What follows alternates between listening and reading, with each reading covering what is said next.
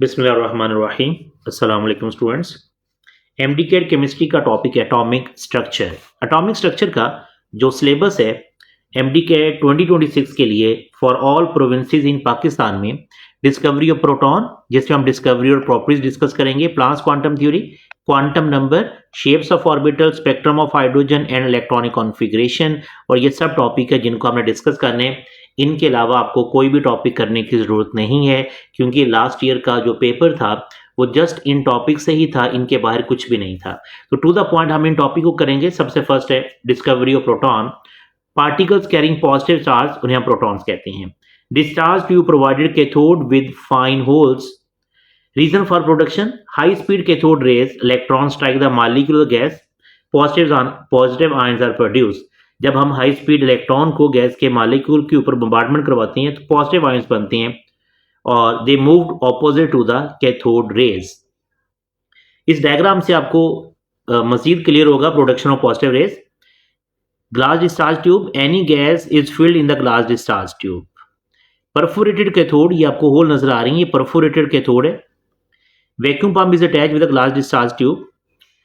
जैसे ही यहां से कैथोड रेज से इलेक्ट्रॉन निकलेंगे, गैस के मॉलिक्यूल्स के ऊपर बम्बार्डमेंट करते हैं और पॉजिटिव आयंस प्रोड्यूस होंगे। ये पॉजिटिव आयंस परफोरेटेड कैथोड से इन होल से पास होते हैं। That's why they are called the canal rays, because they pass through the hole, that's why they are called the canal rays. Properties of cathode rays, they are deflected by the electric as well as magnetic field. अब यहां आपने एक point याद रखना है, any charge particle when pass through the magnetic field it always deflect perpendicular. It has low penetration power. They can ionize the gases. They produce flashes on the zinc sulfide plate. E over m value is less than that of electron. क्योंकि इनका mass ज्यादा होता है, तो जिसका mass ज्यादा होगा उसकी E over m value जो है वो कम होगी, तो इलेक्ट्रॉन से कम होगी। Its E over m value depend upon the gas used in the glass discharge tube. अगर हम लाइटर गैस यूज करेंगे तो E over m मैक्सिमम होगी, अगर हम हैवियर गैस यूज करेंगे तो E over m लोएस्ट होगी।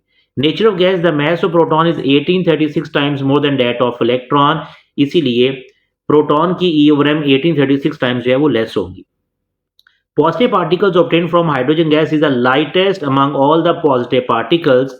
तो सबसे लाइटेस्ट पॉजिटिव पार्टिकल्स जो हैं वो हाइड्रोजन गैस की होंगे, क्योंकि हाइड्रोजन गैस का मास सबसे कम होता है। E over M ratio for canal rays will be maximum for dash gas. कौन सी गैस यूज करेंगे तो E over M canal rays के लिए मैक्सिमम होगी, जिसका मोलर मास सबसे कम होगा। तो मोलर मास सबसे कम हाइड्रोजन का है 2 ग्राम, तो हाइड्रोजन के लिए e over m value will be minimum. Second MCQ है nature of positive rays. Positive rays depend upon the gas use in the glass discharge tube. Nature of cathode पे depend नहीं करती, nature of discharge tube पे depend नहीं करेगी, it just depend upon the gas use in the glass discharge tube. उसके बाद आपने एक टेबल करने, ये टेबल आपको जिसमें charge, mass, relative mass, relative charge, इन सब का, इलेक्ट्रॉन का क्या है, प्रोटॉन का, न्यूट्रॉन का ईएमयू में, और ये आपने कंपैरिजन भी याद करना है कि प्रोटॉन का मैस 1836 टाइम्स ग्रेटर है, जबकि न्यूट्रॉन का 1840 टाइम्स ग्रेटर होता है। चार्ज इलेक्ट्रॉन पे -1 है, प्रोटॉन पे +1 है, तो ये वैल्यूज आपने लास्ट में याद करनी है, ये अक्सर वैल्यूज जो है इसकी पूछी जाती हैं। Next, Planck's quantum theory. According Planck's quantum theory, energy is not emitted or absorbed continuously, it always in a discontinuous manner. It released or absorbed in a small packet called quanta. The energy of one quantum is directly proportional to the frequency of radiation. Energy frequency के साथ इसका relation direct है, तो E is equal to h nu. Here h is a Planck's constant. E is the energy, H Planck's constant. 2025 में UHS Punjab में Planck's constant की ये value पूछी गई है 6.626 - 34 जूल सेकेंड। फ्रीक्वेंसी हर्ट्ज में है। एटम्स और molecules emit or absorb energy whole number multiply H nu. N is the number जो कि नंबर ऑफ फोटॉन्स होंगे, आप चिन्हों से मल्टीप्लाई करेंगे तो हमारे पास एनर्जी होगी एन एच न्यू के इक्वल होगा। N can be 1 2 3।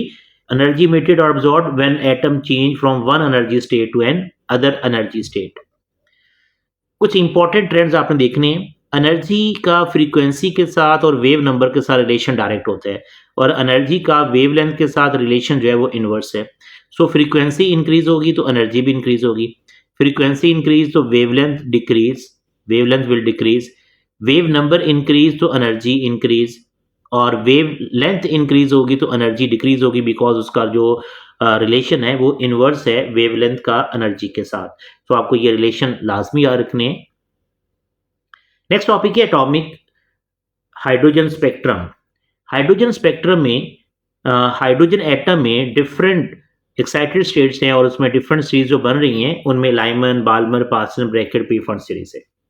अगर सेकेंड एनर्जी लेवल से फर्स्ट एनर्जी लेवल में डी एक्साइटेशन होगी, जो फर्स्ट लाइन बनती है इसे हम कहते हैं this is the first line of Lyman series, first line of Lyman series. Second energy level से थर्ड एनर्जी लेवल से जब फर्स्ट एनर्जी लेवल में डी एक्साइटेशन होगी, so this is called the second line of Lyman series. इस तरह से ये third line है। और अगर इन्फिनिटी से डी एक्साइटेशन होती है तो उस लाइन को हम कहते हैं limiting line of Lyman series. So this line is called the limiting line of Lyman series. ये लाइमन सीरीज की लिमिटिंग लाइन होगी।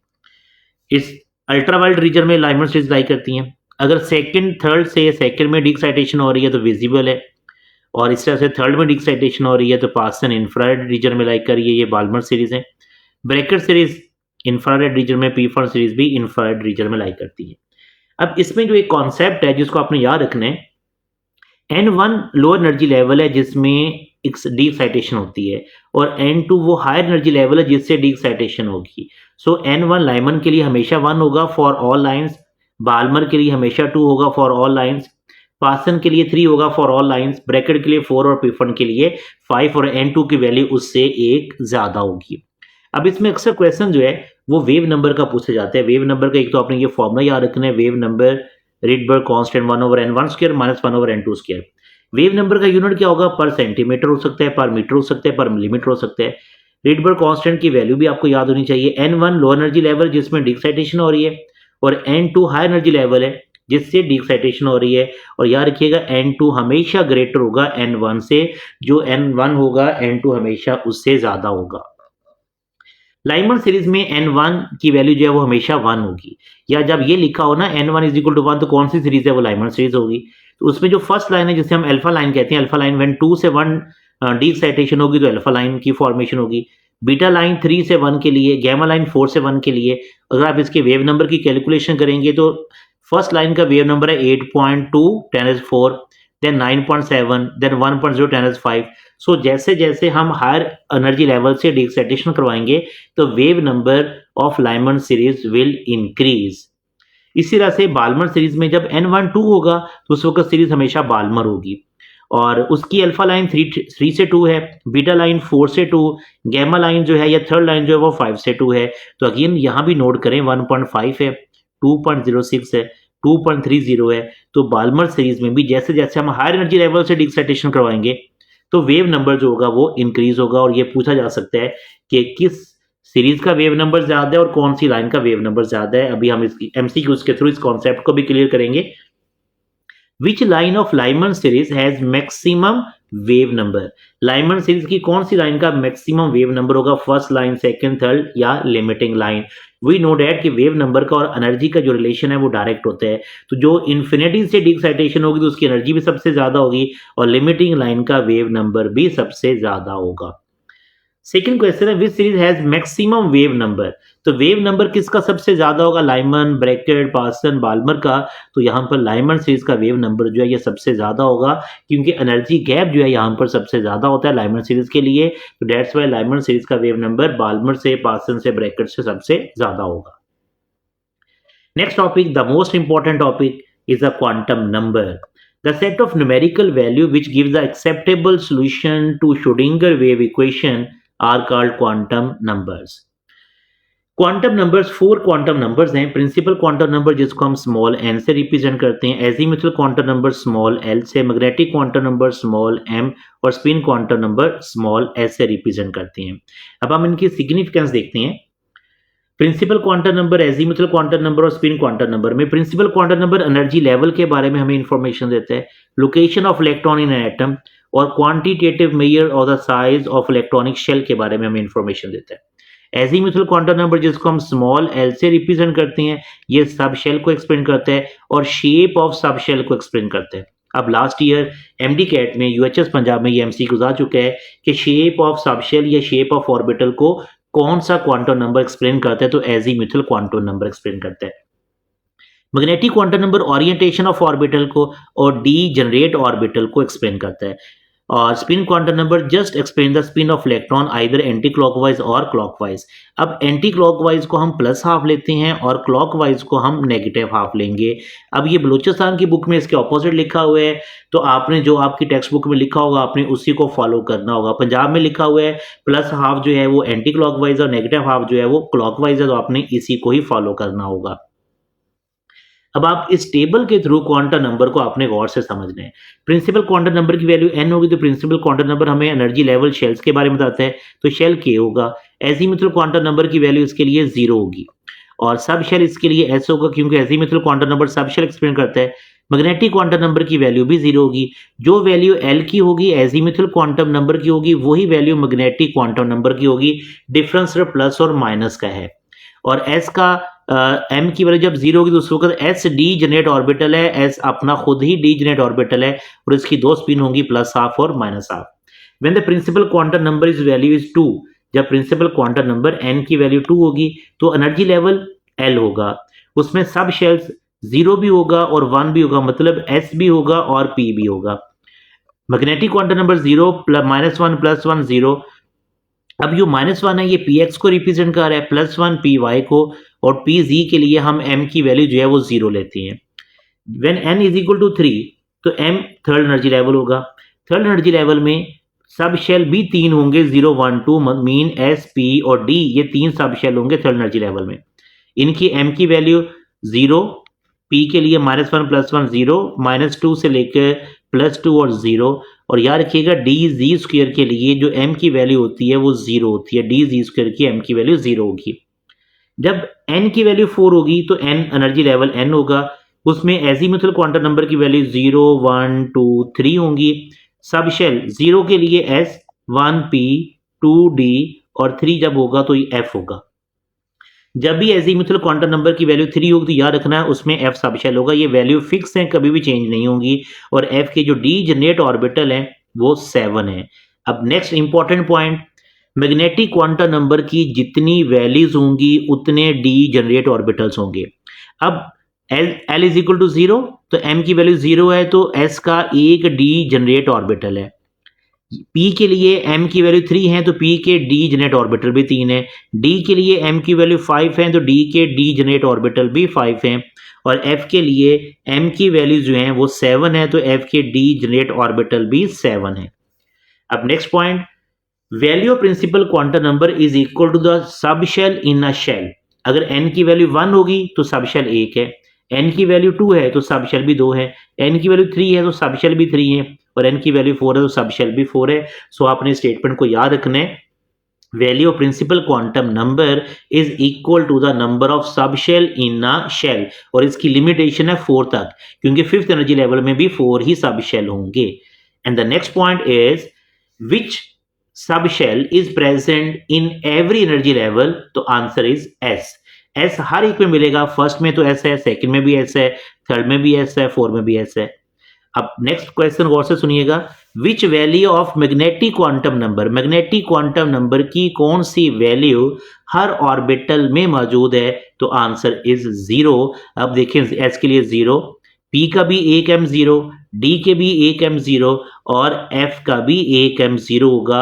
आपको m की वैल्यू 0 हर एक ऑर्बिटल के लिए मिलेगी। हर सब शेल में m की एक वैल्यू 0 होगी, इसका मतलब है हर सब शेल का एक ऑर्बिटल m 0 की वैल्यू रखता है। और spin quantum number plus half minus half है, और spin relate with the sub shell. यहाँ पर एक सब शेल है तो 2 स्पिन है, यहाँ पर 2 सब शेल है s और p तो 4 स्पिन नजर आ रही है। यहाँ पर 3 सब शेल हैं s p d तो आपको 6 स्पिन नजर आ रही हैं, और यहाँ पर 4 सब शेल हैं तो आपको नंबर ऑफ स्पिन जो है वो आपको 8 नजर आ रही हैं। सो अगर आपने इस टेबल के रिलेशन को अच्छी तरह से याद कर लिया, बहुत सारे क्वेश्चन आपके इस टेबल से रिलेटेड ही पूछे जाती हैं जो कि वैल्यू के डायरेक्टली प्रोपोर्शनल होते हैं। अब एक टेबल की समरी हम करते हैं। प्रिंसिपल क्वांटम नंबर को हम n से रिप्रेजेंट करते हैं, इसकी value 1 2 3 4 so word on. Azimuthal quantum number को l से रिप्रेजेंट करते हैं, it's value 0 to n-1। Mean L is equal to n-1, जो प्रिंसिपल क्वांटम नंबर की वैल्यू होगी उसमें से एक माइनस करेंगे तो आपको एजीमुथल क्वांटम नंबर की वैल्यू मिल जाएगी। मैग्नेटिक क्वांटम नंबर की वैल्यू -L2 + L, या हम इसको ये भी कहते हैं कि m is equal to 0 ± L। जो L की वैल्यू है वही m की वैल्यू है, जस्ट डिफरेंस होगा प्लस और माइनस का। और स्पिन क्वांटम नंबर की दो वैल्यू है +½ और -½ +½ एंटी क्लॉकवाइज और -½ क्लॉकवाइज, ये दो वैल्यूज आपने याद करनी है। अब एक पॉइंट आपने यहां पर समझना है कि 3p ऑर्बिटल के लिए 4 क्वांटम नंबर की वैल्यू हम कैसे लिखते हैं, या किसी भी सबशेल के लिए हम 4 क्वांटम नंबर की वैल्यू कैसे लिखते हैं। अब 3p है तो जो 3 है ये n की वैल्यू है, तो n की वैल्यू इसमें होगी 3। अब p के लिए l की वैल्यू क्या होगी 1 और m की वैल्यू क्या होगी -1 0 +1 और स्पिन क्या होगी +½ और -½ सो ये 4 क्वांटम नंबर की वैल्यूज जो हैं ये 3p के लिए हैं। तो इसी तरह से आप कोई भी सबशेल के लिए 4 क्वांटम नंबर की वैल्यू लिख सकती हैं।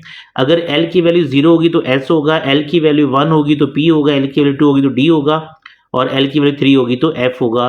तो आपने उनकी, अगर आपको d जनरेट ऑर्बिटल याद है तो आप इजीली m की वैल्यू भी उससे कैलकुलेट कर सकते हैं कि m की वैल्यू क्या होगी। कुछ इंपॉर्टेंट रिलेशंस है। Maximum value of L is equal to n-1, इस फॉर्मूले से हम मैक्सिमम L की वैल्यू फाइंड कर सकते हैं। Number of orbital in a subshell 2l + 1। L क्या है एजीमुथल क्वांटम नंबर, तो हमें हर ऑर्बिटल के यहाँ से नंबर ऑफ ऑर्बिटल मिलेंगे हर सबशेल के। लाइक अगर आप इसी फॉर्मूले में 2 इंटू L की जगह पर 0 पुट करती हैं +1 तो आंसर आपको मिलेगा 1। इसका मतलब है S का एक ही ऑर्बिटल है। और अगर आप इसी फॉर्मूले में L की जगह पर 1 पुट करती हैं +1 तो आपको आंसर मिलेगा 3। इट्स मीन के P के 3 ऑर्बिटल हैं। इसी तरह से आप D के ऑर्बिटल भी कैलकुलेट कर सकते हैं।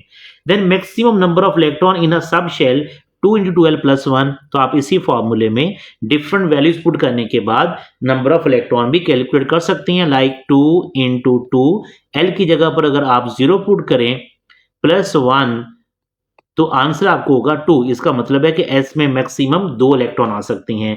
तो maximum number of electron in a shell 2n² के फॉर्मूले से हम कैलकुलेट कर सकते हैं कि 2n² के फॉर्मूले से किसी भी शेल में मैक्सिमम कितने इलेक्ट्रॉन आ सकते हैं। नेक्स्ट है shapes of orbital. Area around the nucleus where the probability of finding the electron is maximum is called an orbital. So there are s p d f 4 subshell हैं। S atomic orbital जिसकी shape spherical है, P के atomic orbitals की shape dumbbell है, D के 5 degenerate orbitals हैं sausage like, double dumbbell, clover leaf, जबकि F atomic orbital की शेप जो है वो कॉम्प्लेक्स है। शेप ऑफ ऑर्बिटल के ऊपर मेरी ऑलरेडी एक वीडियो इस यूट्यूब चैनल के ऊपर 3D एनिमेशन के नेम से मौजूद है, आप उसको भी देख सकते हैं। Shapes of orbital, shape of S orbital. S orbital की शेप स्फेरिकल और हम इसे सिमेट्रिकल कहते हैं और इसको रिप्रेजेंट करते हैं by circle cut of sphere. Higher the value of n for subshell greater will be its size. Mean कि अगर हम n की वैल्यू प्रिंसिपल क्वांटम नंबर की वैल्यू को इंक्रीज करेंगे तो साइज इंक्रीज होगा, शेप वही रहती है। 2s का साइज लार्जर होगा 1s से। लाइक यहाँ देखिए ये 1s है, इसका साइज स्मॉलर है। 2s है, इसका साइज 1s से लार्जर है। 3s का साइज और लार्जर होगा। सो जैसे जैसे n की वैल्यू इंक्रीज होगी तो साइज इंक्रीज होगा, शेप वही रहेगी, शेप चेंज नहीं होगी। एक और कॉन्सेप्ट आपने समझना है, नोडल प्लेन या nodal surface. The probability of finding electron is 0 between the 2 orbitals. This plane is called the nodal plane या नोडल सरफेस। मीन वो एरिया जहां पर इलेक्ट्रॉन को फाइंड करने का चांस मिनिमम या 0% होता है या नॉर्मली हम कहते हैं 5% होता है, हम उसे नोडल प्लेन या नोडल सरफेस कहते हैं।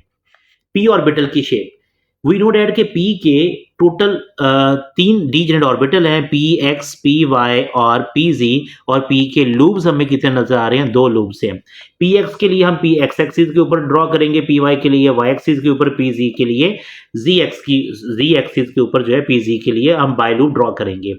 हर p ऑर्बिटल के 2 लूप्स हैं और ये भी एमसीक्यू जो है वो पास पेपर एमडीकेट यूएचएस में पूछा गया है कि p एक ऑर्बिटल के लूप्स कितने होते हैं, तो उसके बाय लूप, इसलिए हम इसे बाय लूप कहते हैं।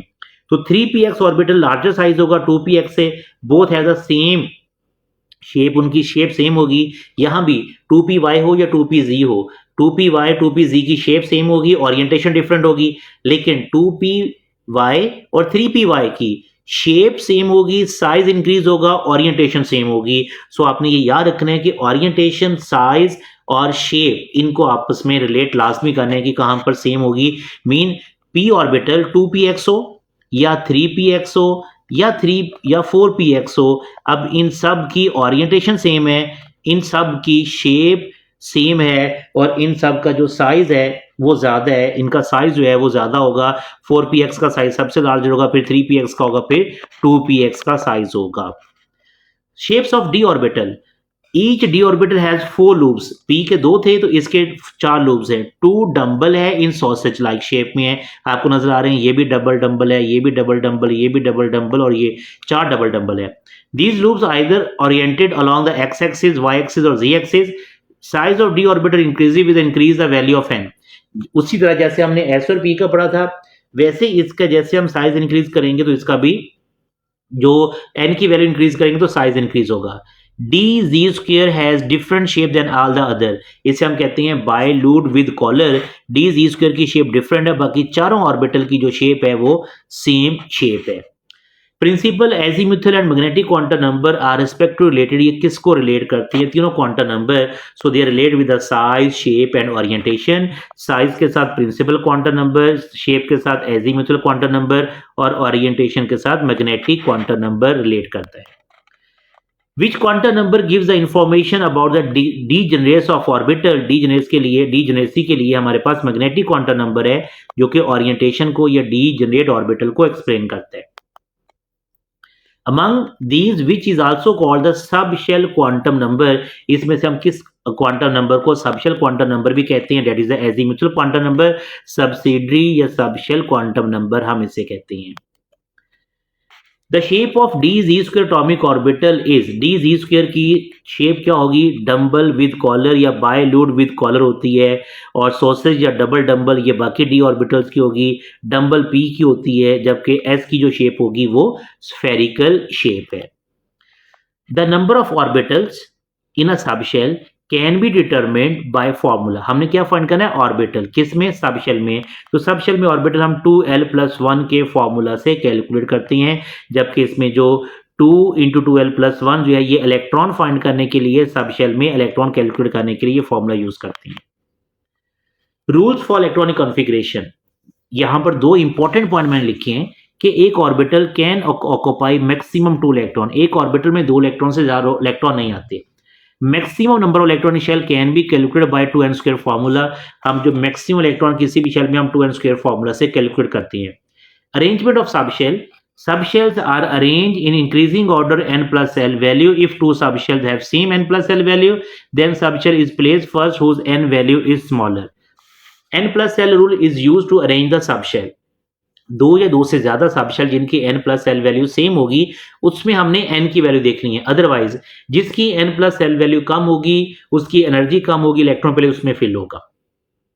इसके लिए अदर रूल्स जो है, Aufbau principal, पॉलिस्वेम principal, hunts rule. अब आपने इन रूल्स को गौर से समझना है। Aufbau principle, according to Aufbau principle electron should fill in the energy subshell in order of increasing energy values. तो एनर्जी वैल्यूज में पहले 1s में, फिर 2s में, फिर 2p में, 3s में। अब ये एनर्जी ऑर्डर क्या है? यहाँ पर आप देख रहे हैं कि n1 है, ये 1s है। ये 1s की एनर्जी सबसे कम होगी, उसके बाद 2s का होगा, फिर उसके बाद 2p, फिर 3s, फिर 3p, फिर 4s, देन 3d, 4p। ये इंक्रीजिंग एनर्जी लेवल में है। अब इसी डायग्राम से एक और क्वेश्चन पूछा जाता है, after filling 4d the incoming electron enter into 5p, after filling 6p the incoming electron enter into 7s में होगा। ये वही फॉर्मूला जो आप लोगों ने याद किया होगा, school school, public school, public school, division public school, division public school, federal division public school. इस तरह से आप 20 सबशेल को लिख लीजिएगा। s का नंबर 1 से स्टार्ट करें, p का नंबर 2 से स्टार्ट करें, और D का नंबर 3 से, और F का नंबर 4 से। जो फर्स्ट F होगा उसका नंबर 4 से स्टार्ट होगा। ये इंक्रीजिंग एनर्जी लेवल से है और इलेक्ट्रॉन की फिलिंग भी इसी तरह होगी। इलेक्ट्रॉन पहले 1s में आएगा, फिर 2s में आएगा। अब आबो प्रिंसिपल की कुछ वायलेशन है, उसको आपने गौर से समझना है।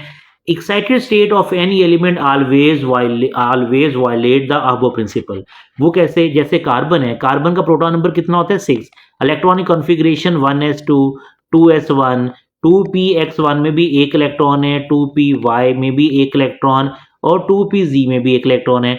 According to Aufbau principle first 2s fill होना चाहिए था, देन 2py 2pz में इलेक्ट्रॉन फिल होना चाहिए था, लेकिन यहाँ पर 2s हाफ फिल्ड है और बाकी भी हाफ फिल्ड है, तो यहाँ पर अबव प्रिंसिपल वायलेट कर गया है। इसके अलावा chromium, copper, molybdenum, silver, gold, यहाँ भी वायलेशन है। कैसे, अब यहाँ कॉन्फ़िगरेशन से समझिएगा। क्रोमियम का प्रोटॉन नंबर 24 है, इसमें 3d4 और 4s2 इसकी कॉन्फ़िगरेशन है। 4s पहले फिल होते हैं, 3d बाद में फिल होते हैं, लेकिन हम d हाफ फिल्ड है तो हम d यहाँ पर हाफ फिल्ड नहीं है, हमें d को हाफ फिल्ड करना है स्टेबिलिटी के लिए, क्योंकि d5 सबशेल जो होता है ये ज्यादा स्टेबल होते हैं, तो हम ऐसे एक इलेक्ट्रॉन जो है वो d में फिल कर देते हैं, तो यहाँ पर अब वो प्रिंसिपल वायलेट हो गया है। Same case with the copper, copper में 3d9 है, तो हम ऐसे एक इलेक्ट्रॉन जो है वो d में फिल करते हैं, यहां भी स्टेबिलिटी के लिए, because completely filled orbitals are more stable than half filled, तो यहां भी पहले 4s की बजाय 4s कंप्लीटली फिल्ड होना चाहिए था, लेकिन इलेक्ट्रॉन d में चला गया है। Same case with the molybdenum, वहां भी 5s से 4d5 है, देन सिल्वर में 5s से 4d10 है, और गोल्ड में भी यहां पर हमने 6s1 है और हमने फिल कर दिया यहाँ पर 4f को भी फिल कर दिया है, और यहाँ पर d भी कंप्लीटली फिल्ड है। सो ये वो एलिमेंट्स जहाँ पर अबव प्रिंसिपल की प्रैक्टिकल वायलेशन होती है, बट स्टेबिलिटी के लिए हम इनकी इलेक्ट्रॉनिक कॉन्फ़िगरेशन यही लिखते हैं। रूल्स फॉर इलेक्ट्रॉनिक कॉन्फ़िगरेशन में सेकंड रूल हम करेंगे Pauli exclusion principle. It is impossible for two electron residing in the same orbital of poly electron atom to have the same spin, या impossible for two electron residing in the same orbital poly electron atom to have the same value of all the four quantum number। एक orbital में दो electron के लिए ये possible नहीं है कि उनकी सब की सब वैल्यू सेम हो, या एक ऑर्बिटल में दो इलेक्ट्रॉन हमेशा ऑपोजिट स्पिन में होंगे। 1s में तो अप्लाई हो रहा है, 2s में ये वायलेट हो गया है, 1s में यहां भी अप्लाई हो रहा है, और 2s में देखेंगे ऑपोजिट स्पिन है, ये भी ओबे हो रहा है।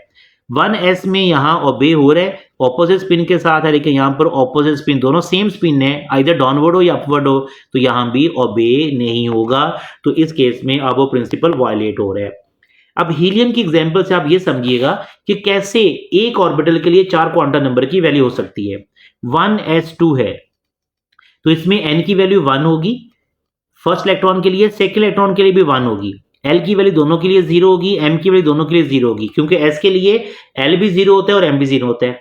लेकिन स्पिन क्वांटम नंबर की वैल्यू फर्स्ट इलेक्ट्रॉन के लिए +½ और सेकंड इलेक्ट्रॉन के लिए -½ है। सो ये फोर्थ क्वांटम नंबर की वैल्यू कभी भी सेम नहीं हो सकती, तो आपने याद रखना है 3 क्वांटम नंबर की वैल्यू एक ऑर्बिटल के 2 इलेक्ट्रॉन के लिए सेम हो सकती है, लेकिन फोर्थ क्वांटम नंबर की वैल्यू कभी भी सेम नहीं हो सकती। So first 3 quantum numbers are same but the spin quantum number are different, satisfying the Pauli exclusion principal.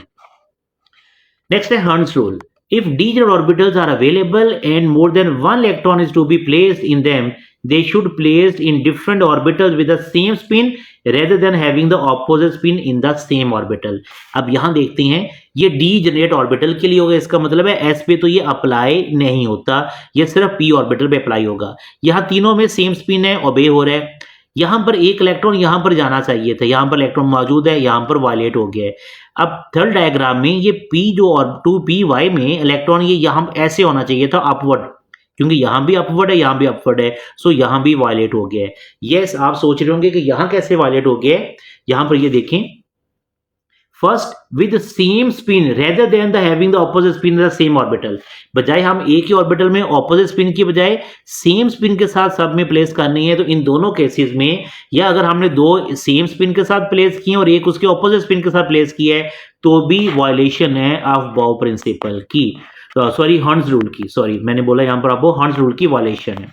सो यहाँ पर हमने 3 रूल्स यहाँ डिस्कस किए। अब आगे कुछ एलिमेंट की इलेक्ट्रॉनिक कॉन्फ़िगरेशन। आर्गॉन आप पहले n+l रूल के अकॉर्डिंग लिखेंगे, फिर आप इलेक्ट्रॉन शेल्स में लिखेंगे, देन आप नोबल गैस के साथ कंपेयर करने के बाद उसकी कॉन्फ़िगरेशन, तो ये तीनों में से कोई भी कॉन्फ़िगरेशन पूछी जा सकती है। अब आपने क्रोमियम में समझना, ये 3d5 4s1 है, m में इलेक्ट्रॉन 13 है, और क्रोमियम की इलेक्ट्रॉनिक कॉन्फ़िगरेशन में आप देख रहे हैं ये क्रोमियम की है, 3d5 पहले लिखा हो, 4s1 बाद में लिखा हुआ है। यहां भी अगर आप देखें 3d5 पहले लिखा 4s1, जब आप n+l रूल देखती हैं तो 4s पहले आता है, तो n+l रूल इलेक्ट्रॉन की फिल अरेंजमेंट के लिए हम उसके अकॉर्डिंग इलेक्ट्रॉन फिल करेंगे, लेकिन जब हम 3d5 4s1 हम ऐसे लिख सकते हैं, इससे कोई फर्क नहीं पड़ता। इसे हम मॉडर्न इलेक्ट्रॉनिक कॉन्फ़िगरेशन भी कहते हैं। कि this is the modern electronic configuration. इस तरह आपने इसी तरह से आपने कॉपर की, जिंक की और क्रिप्टॉन की इलेक्ट्रॉनिक कॉन्फ़िगरेशन की आपने प्रैक्टिस करनी है। नेक्स्ट, ए कॉन्फ़िगरेशन से कितने पॉसिबल क्वेश्चन पूछे जा सकते हैं, दिस इज वेरी इंपॉर्टेंट और हम इससे नंबर ऑफ एमसीक्यूज को सॉल्व करेंगे। सबसे पहले एटॉमिक नंबर आपको वैसे एलिमेंट का याद होना चाहिए, फर्स्ट 30 एलिमेंट के एटॉमिक नंबर स्टूडेंट को याद होने चाहिए। तो उसके बाद फर्स्ट है कि इसमें outer most shell, valence shell कितने है, इसमें N4 है क्योंकि इलेक्ट्रॉनिक कॉन्फ़िगरेशन में लास्ट 4s1 है। देन इसका पीरियड नंबर क्या है, to which chromium belongs to which period, fourth period. आपने कहां से देखना है, लास्ट इलेक्ट्रॉन जिस सब शेल में होगा, अगर वो 3 में है तो पीरियड नंबर 3 होगा, अगर वो 4 से है तो पीरियड नंबर भी 4 होगा। इसका ब्लॉक कौन सा होगा, आपने देखना है कौन सा जो सब शेल है वो इन प्रोसेस ऑफ फिलिंग है, तो यहां पर d in process of filling है, तो इसलिए इसका जो ब्लॉक है वो डी ब्लॉक है। और क्रोमियम ग्रुप नंबर कौन सा होता है, 6, वैसे भी आप इसको 6 कहते हैं, और अगर आप इसको सब ग्रुप बी में क्लासिफाई करेंगे तो भी क्रोमियम का ग्रुप नंबर जो है वो 6b ही होगा। तो valence electron outer most shell में, तो आउटर मोस्ट शेल हमारे पास 4s है, 3d नहीं है, तो वैलेंस शेल में इलेक्ट्रॉन कितने हैं, 1। नंबर ऑफ अनपेयर्ड इलेक्ट्रॉन इसमें कितने होंगे, डी में 5 इलेक्ट्रॉन अनपेयर्ड होंगे और एस का 1 इलेक्ट्रॉन अनपेयर्ड, तो इसमें अनपेयर्ड इलेक्ट्रॉन 6 होंगे। Last electron enter with sub shell, तो लास्ट इलेक्ट्रॉन एक्चुअली 3d में एंटर होता है जब हम इलेक्ट्रॉनिक कॉन्फ़िगरेशन करते हैं। लेकिन जब हम इलेक्ट्रॉनिक कॉन्फ़िगरेशन कर लेते हैं उसके बाद अगर आपसे पूछा जाए कि वैलेंस शेल कौन सा है, तो वैलेंस शेल 4s1 ही वैलेंस शेल होगा। Then other question, principal quantum number of last electron के लिए, तो लास्ट इलेक्ट्रॉन इसका 4s1 है, तो प्रिंसिपल क्वांटम नंबर इसके लिए 4 होगा। Which rule does chromium violate, तो अब वो प्रिंसिपल वायलेट करता है जिसको हम ऑलरेडी पहले डिस्कस करके आए हैं। Why chromium is stable, because half filled 3d subshell, इसलिए क्रोमियम स्टेबल होता है। क्रोमियम पैरामैग्नेटिक है या डायमैग्नेटिक, इसको हमने कैसे चेक करना है, अगर एक इलेक्ट्रॉन भी अनपेयर्ड होगा तो वो पैरामैग्नेटिक होगा, तो इसमें तो 6 अनपेयर्ड इलेक्ट्रॉन है, so its nature is paramagnetic. Number of occupied shell, तो लास्ट इलेक्ट्रॉन 4s में है तो इसके शेल भी 4 होंगे। और इलेक्ट्रॉनिक डिस्ट्रीब्यूशन 2, 8, 13 और 1, ये शेल्स में है कि के शेल में इलेक्ट्रॉन 2 है, एल शेल में 8, एम थर्ड शेल है उसमें 13 और एन शेल में इलेक्ट्रॉन 1 है। So these are the possible question जो एक कॉन्फ़िगरेशन से पूछे जा सकते हैं। तो आपने कम से कम 10-15 एलिमेंट की इस तरह से कॉन्फ़िगरेशन की प्रैक्टिस लाजमी करनी है। कुछ क्वेश्चन डिस्कस करते हैं। Maximum number of electron that can accommodate in a p orbital, कोई भी ऑर्बिटल हो p का, एक ऑर्बिटल हो उसमें मैक्सिमम 2 इलेक्ट्रॉन ही आ सकते हैं, इससे इलेक्ट्रॉन नहीं आ सकते। लेकिन अगर पूछा जाए maximum number of electron that can accommodate in p sub shell, तो वी नो दैट कि s में 2 है, p में 6 इलेक्ट्रॉन है, तो सेकंड क्वेश्चन का आंसर जो है वो 6 है। लेकिन जो फर्स्ट क्वेश्चन है किसी भी ऑर्बिटल में, आइदर वो p का हो, वो d का हो, वो f का हो, उसमें 2 से ज्यादा इलेक्ट्रॉन नहीं आ सकते।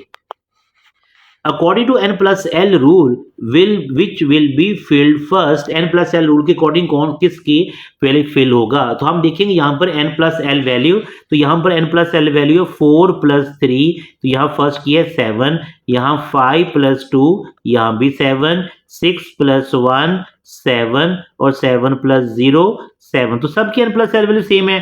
तो फिर हमने किसको देखना होता है, n को, किसकी n वैल्यू कम है, अल्फा की, तो इलेक्ट्रॉन पहले अल्फा में ही फिल होगा। For the each given option n plus l value 7 है, but lowest value of n जो है एसोसिएटेड विद 4f, इसलिए इलेक्ट्रॉन पहले 4f में ही फिल होगा। Which rule is violated by any atom in its excited state configuration, हम अभी पीछे पढ़कर आएंगे कौन सा रूल जो है वो एक्साइटेड स्टेट में वायलेट होगा। तो अब वो प्रिंसिपल जो है वो एक्साइटेड स्टेट में हमेशा किसी भी एलिमेंट के लिए वायलेट होता है। The electronic configuration which of following elements can be written without Hund's rule, मतलब हम हर्ट्ज रूल अप्लाई करें या ना करें उसकी इलेक्ट्रॉनिक कॉन्फ़िगरेशन पे कोई इफेक्ट नहीं होता, तो उसका आंसर है fluorine. Group number 4a, carbon का ग्रुप नंबर 4a है, 5a और 6a, इन 3 ग्रुप के एलिमेंट की electronic configuration without applying Hund's rule we can not justify. How, अब आप यहां देखें, कार्बन में 2 इलेक्ट्रॉन है p में, तो p में 2 इलेक्ट्रॉन हम एक px में फिल करेंगे, एक py में फिल करेंगे। नाइट्रोजन में p में 3 है, एक px में, एक py में और एक pz में। अगर हमने 2 फर्स्ट में फिल कर दिए तो ये वायलेशन हो जाएगी। p में 4 है, सबसे पहले हमने एक इलेक्ट्रॉन को सेम स्पिन से फिल किया, फिर हमने ऑपोजिट किया, लेकिन p में 5 है। आप 2 इलेक्ट्रॉन मैं यहाँ पर फिल कर रहा हूँ, ऑपोजिट 2 इलेक्ट्रॉन मैंने यहाँ फिल कर दिए और लास्ट में मैंने 1 इलेक्ट्रॉन फिल कर दिया। तो आप देखें वही कॉन्फ़िगरेशन बन गई जो पहले कॉन्फ़िगरेशन लिखी हुई थी। सो फ्लोरीन के लिए, ग्रुप नंबर 7 के लिए, ग्रुप नंबर 8 के एलिमेंट्स के लिए, ग्रुप नंबर 1, 2, 3 के एलिमेंट्स के लिए आप ये रूल अप्लाई करें या ना करें, आपको कोई इफेक्ट नहीं होता, मीन कॉन्फ़िगरेशन के कोई इफेक्ट नहीं होता। तो 3 ग्रुप्स आपने याद रखने हैं, group number 4A carbon family, group number 5A और ग्रुप नंबर 6A, इन 3 एलिमेंट की electronic configuration without applying Hund's rule हम जस्टिफाई नहीं कर सकते। इसके बाद यहां तक हमारा लेक्चर इसका कंप्लीट हो गया है। अब मैं आप लोगों के साथ जो है व्हाट्सएप चैनल के ऊपर 2025 के MDCAT के तमाम प्रोविंसेस के MCQs शेयर करूंगा, उनकी डिस्कशन भी शेयर करूंगा। तो आप इस लेक्चर को कंप्लीट प्रिपेयर करें। प्रिपेयर करने के बाद फिर आपने उन MCQs को अटेम्प्ट करने हैं और अटेम्प्ट करने के बाद फिर आप उनकी डिस्कशन, जो क्वेश्चन आपके गलत हुए होंगे देन आप उसकी डिस्कशन लेंगे तो आपको आइडिया हो जाएगा आपके क्वेश्चन जो है वो गलत क्यों हुए हैं। आई होप कि आपको ये लेक्चर आपके लिए काफी ज्यादा बेनिफिशियल होगा। उम्मीद करता हूं कि आप लोग इसकी अच्छी प्रैक्टिस करेंगे, जो पॉइंट्स मैंने बताए हैं उनको नोट डाउन करेंगे, अपने रजिस्टर पर नोट डाउन कर लीजिएगा, उस रजिस्टर के ऊपर जिसको आपने बार बार रीड करना है बाद में, जिसको आपने अपनी प्रिपरेशन के दौरान, रिवीजन के दौरान जिसको आपने रीड करना होता है। Okay student, best of luck, Allah Hafiz.